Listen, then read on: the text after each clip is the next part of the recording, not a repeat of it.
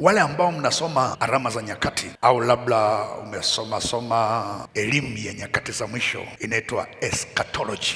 Eschatology ni elimu inayohusisha kutoa elimu juu ya nyakati za mwisho, juu ya mwisho wa dunia na matukio yatakayotokea ndani yake. Na kama umesoma vizuri hicho kitu kibibilia na kuelewa kilichomo ndani yake, utagundua kwamba moja ya kitu ambacho kitakuwepo katika nyakati zinazoitwa za mwisho, kutakuwepo na nyakati za hatari.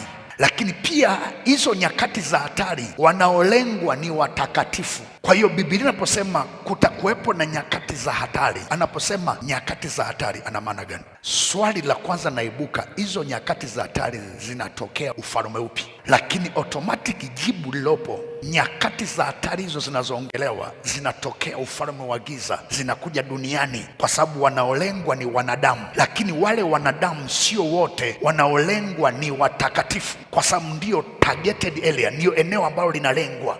Lakini pia anaposema siku za mwisho kutakuwepo na nyakati za hatari, maana yake inaonyesha siku za nyuma kabla za mwisho kulikuwepo hamna nyakati za hatari, kwa sababu siku za mwisho ziko za aina tatu. Kuna siku za mwisho mwanzoni, siku za mwisho kati, siku za mwisho mwishoni. Kuna mwanzo wa siku na kati ya siku na mwisho wa siku. Asubuhi ni